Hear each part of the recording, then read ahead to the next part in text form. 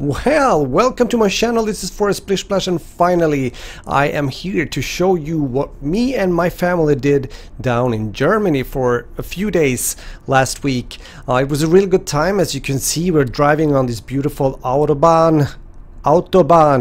Yes, and it's working really well. I like the roads both in Germany and also in Denmark. Nothing wrong with the roads in Sweden, but I have to say the system when it comes to roads is really good.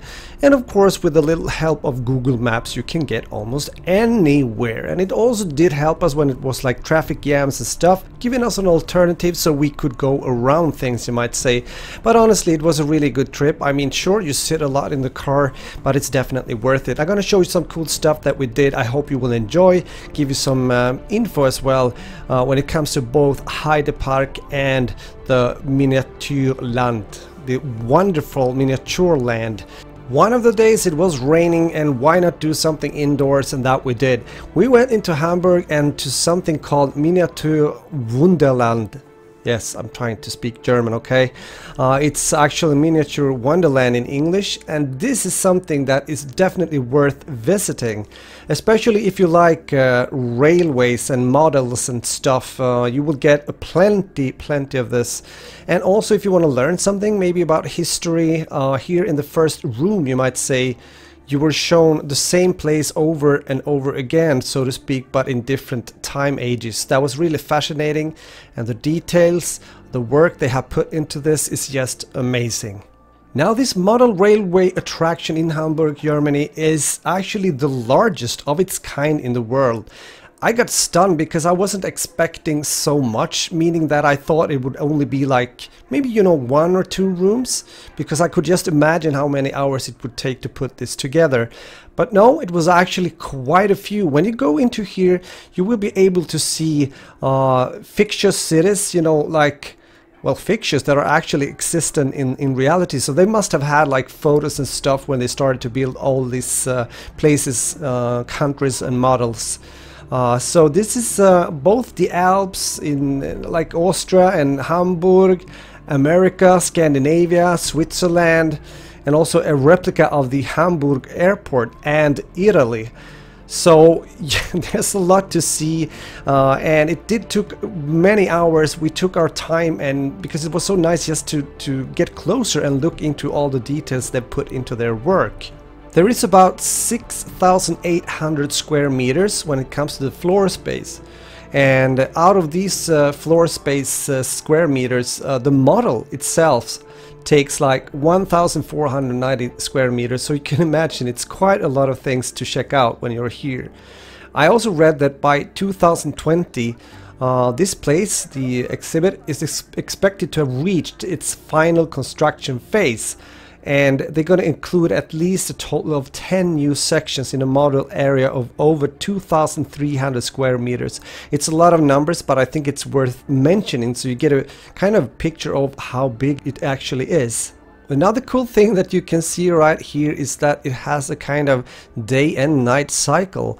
So you will see all these famous places from all around the world, more or less, both in daylight and by night, which is really beautiful. Again, they put a lot of work into make it so authentic. You will also find buttons you can press, meaning some interaction. You will see things starting to move, maybe a car going away or something like that. So this is definitely a place both for young people, kids, but also adults such as me. I had a really good time walking around, trying to film as much as possible for you guys to watch.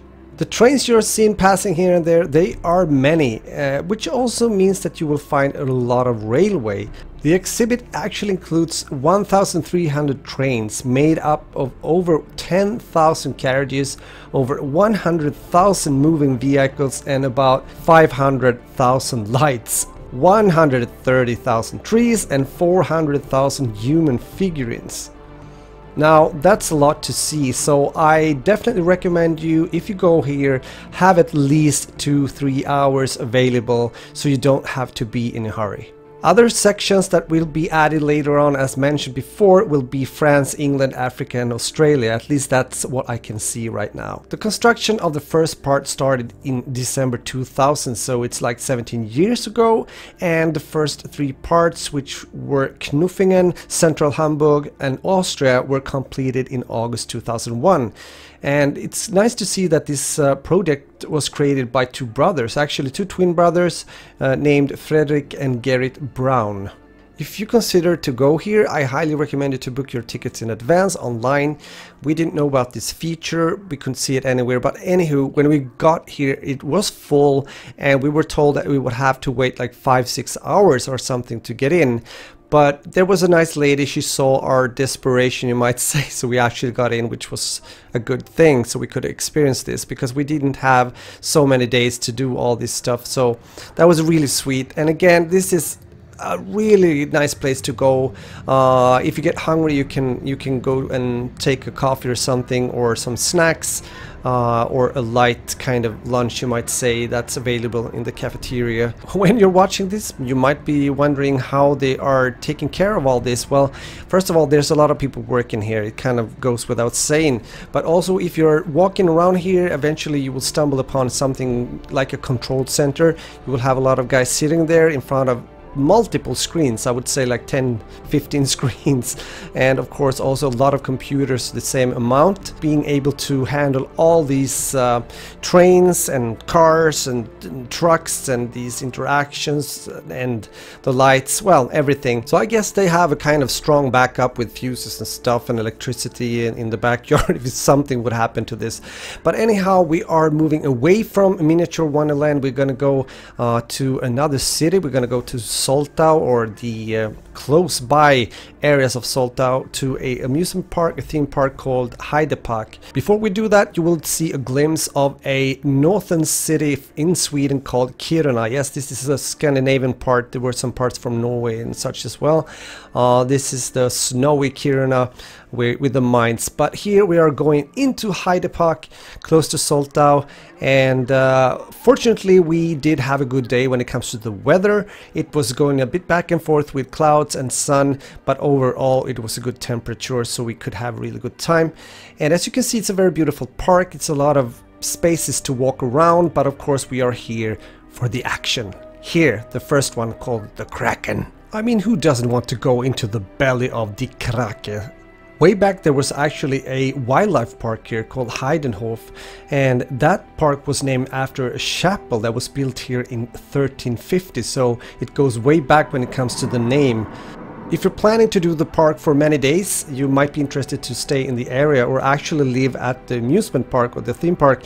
So there's a resort called Heide Park Resort that was opened in 2007, so you can make a booking there if you want to. A tip here is also to make the booking in advance, meaning also the online ticket, which we did. That will save you some time when it comes to standing in lines, because there's a lot of people just coming also from the nearby area of Germany, or Soltau, Hamburg, etc. So have that in mind and you will get into the park earlier. You might be wondering, if you're going with kids, if this is a park for, you know, smaller kids as well. I would say yes, there's a lot of things to do here, but if you're gonna live life to the fullest when it comes to all the attractions that you might find here, I think it's even better if the kids are at least 140 centimeters long, since that's how long you have to be at least if you're gonna try out all these cool rides you can see in the video. One of the rides that I really wanted to try out was a wooden roller coaster. You can see it in the background there, I think, which is called Colossos. Unfortunately, it was closed, and it has been so for some time. I am not really sure, I couldn't find any information if it will open again. But again, this is a nice park. It's very beautiful. I think you will also like the surroundings as a whole, not only the rides. It's price worthy, so going here with a family of, for example, 4 members aren't that expensive, at least not compared to some other theme parks I've been to. You saw Krake in the beginning, which is a kind of drop, you might say. Very short but very sweet, good warm-up for us this early morning in the park.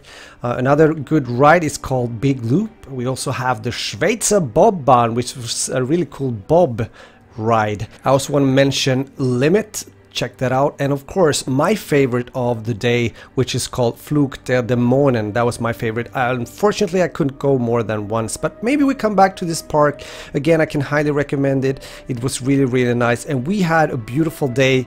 But if you don't want to stay in lines or queues for a long time, consider to buy the express pass. It might be worth it. We didn't do that this time, but if we go again, we would probably do so. I would also love to see some more single lane options when it comes to the lines to these rides. That can definitely help and save some time. But either way, good times, good travel, good visit to Germany. And here we're going back to Sweden. I think this is actually already some footage from Denmark crossing a bridge. And thanks a lot for watching. This was 40 Splish Splash. As always, take care, have a great one, and see you soon in another video. Thumbs up if you enjoyed. Take care, bye bye.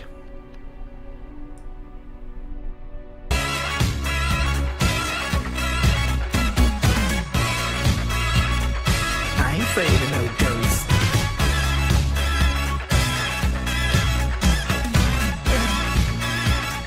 I ain't afraid of no ghosts.